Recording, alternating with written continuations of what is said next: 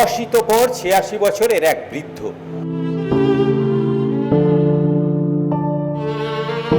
তার বোনকে নিয়ে সাথে এসেছিলেন মুখ্যমন্ত্রীর কাছে জনতার দরবারে।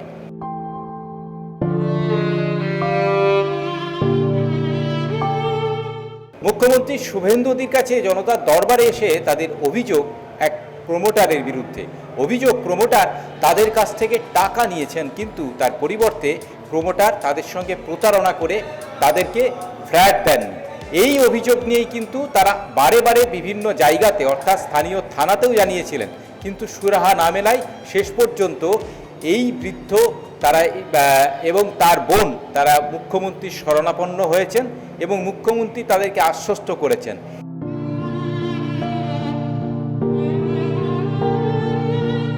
বৃদ্ধ জানিয়েছেন যে একসময় তিনি যখন ছোট ছিলেন সেই সময় শ্যামাপ্রসাদ মুখার্জি তার মাথায় হাত রেখে আশীর্বাদ করেছিলেন, বলেছিলেন ভালো করে পড়াশুনো করো, একদিন বড় হবে তুমি।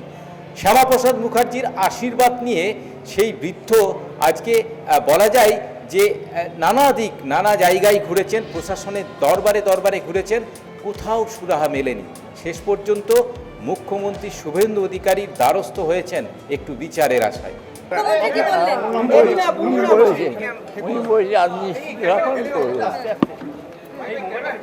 আমি সমস্যা নিয়েছিলাম, সকলের কাছে ঘুরেছি, আমি থানায় ঘুরেছি, প্রশিক্ষণ সবাই গেছে।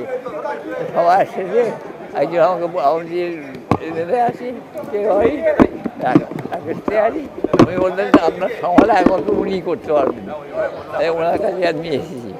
উনি বললেন আমি আপনাকে কথা দিচ্ছি, পেয়ে যাবেন। আমার তখন খুব ছোটো, আমাদের স্কুলে এসেছিল একবার 1948 সাল, তখন মাথায় হাত দিয়ে আমার একটা 4-5 জন ছিলাম প্রণাম করতে, মাথায় হাত দিয়ে ভালো করে দেখা করলে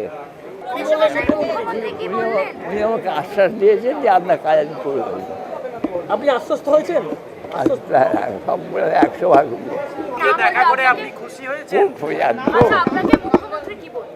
বললেন আপনার আমি নিশ্চিত থাকুন, আমি করে দেবো।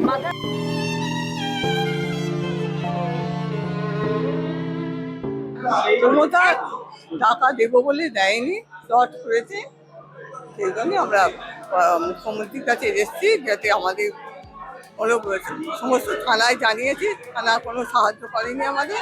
এখন মুখ্যমন্ত্রীর কাছে সাহায্য, মুখ্যমন্ত্রী কি বলবেন? উনি বলেছেন হয়ে যাবে।